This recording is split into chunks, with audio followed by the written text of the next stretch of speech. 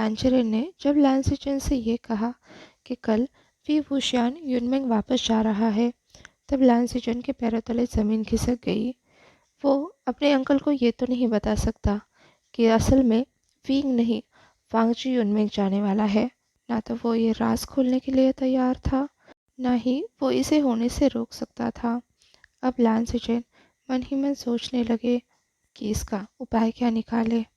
वो हाथ पर हाथ धरे तो नहीं बैठ सकते, वैसे उनके हाथ में कुछ था भी नहीं। फिर भी लान सिचन ने अपने अंकल से अनुमति मांगते हुए कहा, रात बहुत हो गई है, मुझे अब चलना चाहिए। लान चिरेन ने भी कहा, तुम थक गए होगे, जाकर आराम कर लो। लान सिचन वहाँ से उठ गए और दरवाजे की तरफ चलने लगे। तभी उन्हें कुछ ख्याल आया। फिर उन्होंने रुककर पीछे मुड़कर अंकल से पूछा, अंकल, विवाह की तिथि क्या है? तब लान चिरेन ने कहा, 1 हफ्ते बाद। अब लान सिचन हंस की तरफ चलने लगे। उनका दिमाग पैरों से भी ज़्यादा जोर से दौड़ने लगा। पूरे 1 हफ्ते वांगजी को युनमेंग में रहना था। पता नहीं वो कैसे संभालेगा। इस दौरान मास्टर वी और वांगजी सब कुछ ठीक से संभाल पाएंगे, दोनों एक दूसरे के बिना रह पाएंगे? यही सब सोचते हुए लान सिचन हंस की तरफ आगे बढ़ गए। अगली सुबह लान परिवार के लोग युनमेंग के जियांग परिवार को छोड़ने के लिए मेन गेट पर खड़े थे कि तभी लान वांगजी मतलब वी वुशियान का हाथ किसी ने पकड़ा और उसे एक पेड़ के पीछे खींच लिया। वो और कोई नहीं, वी वुशियान मतलब लान वांगजी था। विंग लांझा से कह रहा था, लांझा, तुम्हें याद है ना मैंने क्या कहा था? तब वांगजी ने सर हिलाते हुए कहा, हाँ विंग, मुझे सब याद है। असल में जब वांगजी ने विंग को बताया कि उसकी शादी तय हो गई है, पर उसे पता नहीं किस क्लान में और किसके साथ, तब विंग ने मन ही मन जंगशा को गाली दी, क्योंकि जंगशा कोई काम कभी पूरा नहीं करता। आधी बात हुई नहीं कि वो हल्ला मचाना शुरू कर देता है। आज भी उसे पूरी बात पता करनी चाहिए थी, पर उसने वांगजी को आधी ही बात बताई। इस बात से विंग परेशान हो चुका था, पर अब कुछ करने के लिए उसके पास वक्त नहीं था, ना ही कोई साधन था। अब जो कुछ भी करना था वांगजी को ही करना था, इसलिए विंग ने उसे अच्छे से सिखाया। विंग ने लांझा से कहा था, लांझा, मेरी बात गौर से सुनो, तुम्हें वहाँ जाके सबके साथ रहना है, और हाँ, हंसते हुए रहना है, मेरी एक्टिंग करनी है, ऊपर से ये पता लगाना है कि मेरी शादी कहाँ तय हुई है, किसके साथ, स्क्रोल भेजने वाला लड़का है या लड़की, और हाँ, अपना ख्याल रखना, सबसे थोड़ी बहुत बातें करने की कोशिश करना ताकि किसी को शक ना हो जाए। और मेरी शीशे तुम्हारी मदद करने के लिए वहाँ मौजूद रहेगी, लेकिन शीशे कितना भी करे, तुम्हें खुद ही खुद का ध्यान रखना होगा। सब परेशानी में, शादी के झमेले में अपना ख्याल रखना मत भूलना, और हाँ, मुझे मिस भी करते रहना। वांगजी को एक अच्छे टीचर की तरह सब कुछ समझा रहा था, और वांगजी बस खड़ा खड़ा हाँ में सिर हिलाया जा रहा था, एक अच्छे स्टूडेंट की तरह। अब वांगजी ने कहा, विंग, तुम भी अपना ख्याल रखना।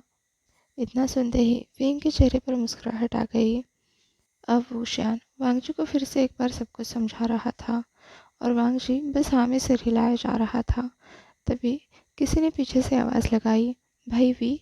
विंग ने तुरंत कहा, हाँ। विंग के कान में आवाज़ आते ही उसने बिना कुछ सोचे पलटकर जवाब दिया। पीछे नेहुएसांग खड़ा था, जिसने असली वांगजी के नहीं, असली विंग के कान में बोला था। तो क्या उसे भी पता चल गया? विंग और वांगजी बस पुतले की तरह खड़े होकर नेहुएसांग को देखते रह गए। तभी हुएसांग ने कहा, ओह नो, ये नहीं हो सकता, हांगुनचुन की बॉडी में ब्रदर भी। ओह नो, ये सब क्या हो गया? न्योहोसांग ने अपने सामने खड़े हांगुनचुन मतलब विंग से पूछा। तब विंग ने कहा, होएसांग शांत हो जा, मैं सब कुछ बताता हूँ। अब विंग होएसांग को खींचकर थोड़ा दूर ले गया। ये सब लान सिचेन, यान ली और वांगशी ने देख लिया, पर किसी ने कुछ नहीं कहा। सभी को समझ आ रहा था शायद होएसांग को भी शक हो गया है। होएसांग ने बिना देर किए पूछा, ब्रदर वी, आप इस बॉडी में हो? विंग ने कहा, होएसांग, तुमने देखा ना क्या हो गया है, पर ये बात किसी को मत बताना। होएसांग ने एक्साइटेड होते हुए कहा, ठीक है ब्रदर वी, मैं किसी को नहीं बताऊंगा, पर आप मुझे पूरी बात बताओ। अब विंग ने साय करते हुए ने होइसांग को पूरी बात बताई। तब होइसांग चिल्लाते हुए बोला, ब्रदर वी, आप ये बात मुझे पहले नहीं बता सकते थे। मैंने हंगवंचुन के हाथ में हमारी वाली किताब दे दी थी। अगर उन्होंने बड़े भाई को बता दिया तो? विंग ने कहा, होइसांग चिंता मत करो, ऐसा कुछ नहीं होगा। लांचा किसी को भी कुछ नहीं बोलेगा, तुम परेशान मत हो। विंग ने होइसांग को दिलासा दिया तो वो शांत हो गया। कुछ देर बाद विंग बोला, होइसांग तुम्हें अपने ब्रदर से डर लगता है ना, साथ ही तुम्हें उनसे बचना भी है। तो मेरे पास एक तरकीब है, क्यों न तुम वांगजी के साथ यूनमेंग चले जाओ, वहाँ जाकर लांचा की हेल्प कर देना। ये सुनकर होइसांग तो शॉक हो गया और बोला, भाई वी, क्या आप मुझे मारने के नए नए तरीके ढूंढ रहे हो? आप ऐसा क्यों कह रहे हो? तब वी ने कहा, होइसांग पहले मेरी पूरी बात सुनो। देखो, लांचा को कुछ भी नहीं पता। यूनमेंग का रहन सहन गुसू से बहुत अलग है। ऊपर से उसे मेरा किरदार निभाना है, दुनिया के सबसे शेमलेस पर्सन का। और उसे ये भी पता नहीं है कि मैं रहता कहाँ हूँ, करता क्या हूँ। अगर तुम वहाँ जाकर लांचा की मदद कर दोगे तो उसे इस सब में बड़ी आसानी होगी। तब तुम अपने भाई से भी बच जाओगे और मेरी मदद भी हो जाएगी। साहब ने कहा, बात तो आप सही कह रहे हो, पर पहले मुझे ये बताइए, इस बारे में किस किस को पता है? होइसांग ने अब अपना फ़ैन खोल दिया। वो उससे हवा लेने लगा। तब वेग ने जवाब दिया, बस सीजे और जोजन को पता है, और अब तुम्हें भी पता चल गया है। और मुझे विश्वास है कि तुम ये बात किसी को नहीं बताओगे। वैसे तुम भी तो नहीं चाहोगे ना कि तुम गुस्से में पड़ने की बजाय क्या कुछ करते थे ये नी ब्रदर को पता चले? वैसांग डरते हुए बोला, भाई वी, आप ऐसा क्यों बोल रहे हो? मैं करूँगा ना आपकी मदद। ये होते हुए आपको चिंता करने की कोई ज़रूरत नहीं है। मैं सबके साथ यूनमेंग चला जाऊँगा और सब कुछ संभालूँगा। वैसे भी वहाँ राजकुमारी जियांग यानली है ही मेरी मदद करने के लिए। हेसंग ने डरकर अपना फ़ैन बंद कर दिया। तब विंग ने कहा, हाँ सीजे तो है, लेकिन वो भी अपने कामों में व्यस्त रहेंगी। लांजा के साथ तुम उसका साया बनकर रह सकते हो। और हाँ, साथ में तुम्हें ये भी पता करना है कि मेरी शादी किसके साथ तय हुई है, कौन से क्लान में। तुमने होइसांग ने कहा, आप बिल्कुल चिंता मत कीजिए ब्रदर वी, मैं हर बात की खबर आप तक पहुंचाऊंगा। अब होइसांग ने फ़ैन फिर से खोल लिया और वांगजी मतलब विंग के साथ वहाँ से बाहर निकला। लान सिचेन, जियांग यानली, लान वांगजी ये तीनों थोड़ा सा शॉक हुए थे।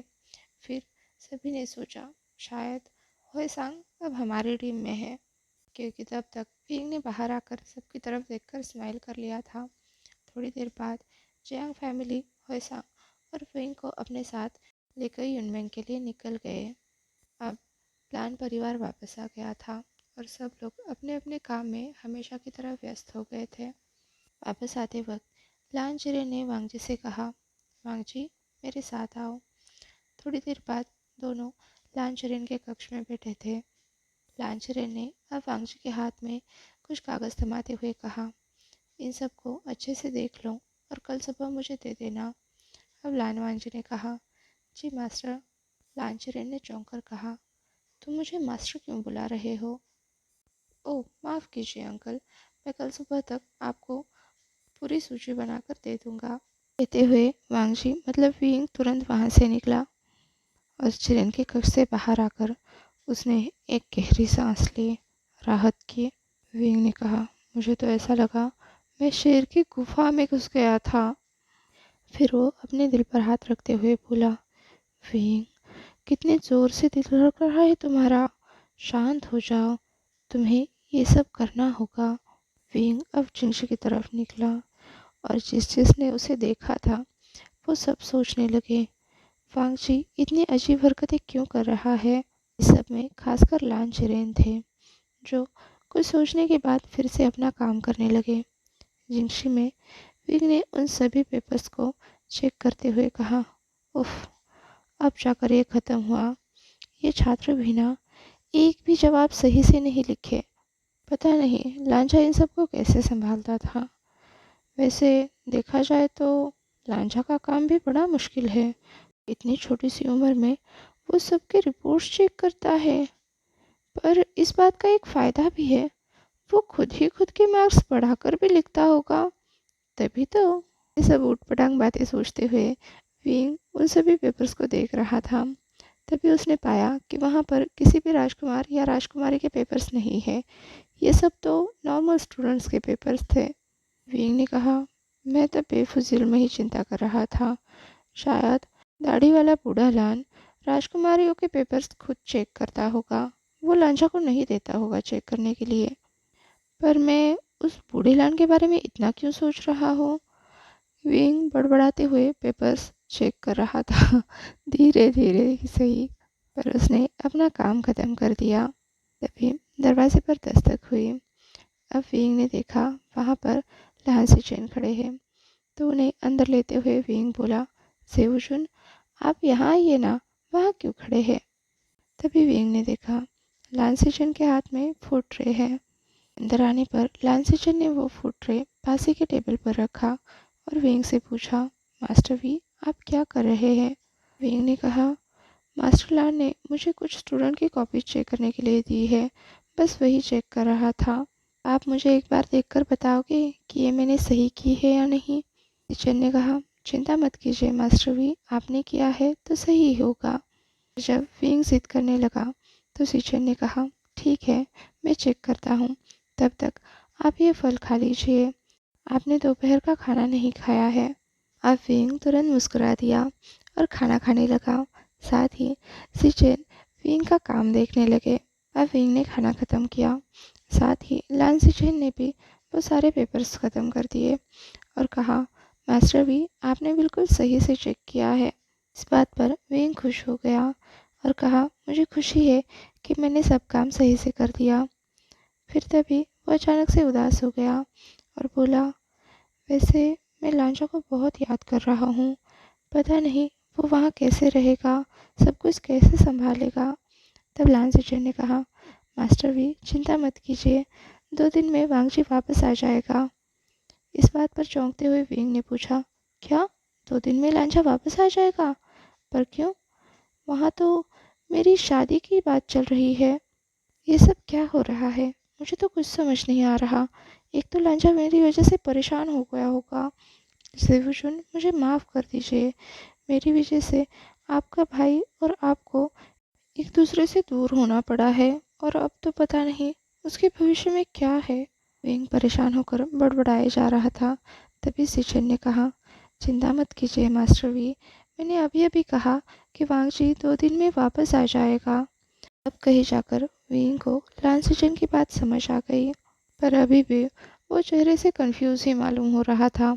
तो लान सिचेन ने गहरी सांस छोड़ते हुए पूछा, मास्टर वी, क्या आपको कुछ भी नहीं पता?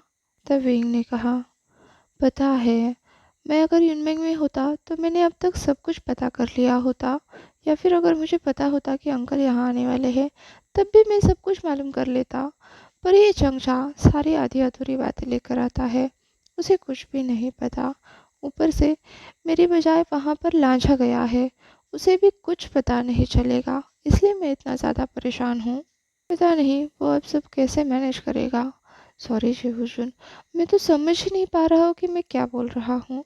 पता नहीं अब वांगजी के साथ आगे क्या होगा। अब सीचे ने विंग को बोलने दिया और वो शांति से चाय पीने लगे। फिर एक घूंट आराम से निगलने के बाद उन्होंने कहा, आपकी शादी वांगजी से ही हो रही है। लांसीचन की बात सुनकर सभी काम एक साथ हो गए। पहले तो विंग को जो चाय निगलनी थी वो उसके मुंह से बाहर आ गई, साथ में आंखें भी फटी की फटी रह गई और मुंह भी खुला का खुला रह गया। क्या? विंग जोर से चिल्लाया। वैसे इस चिल्लाने की उम्मीद तो लांसीचन ने की थी, पर विंग की जो हालत थी वो देखते हुए लांसीचन बोले, मास्टर वी, आपको क्या हो गया है?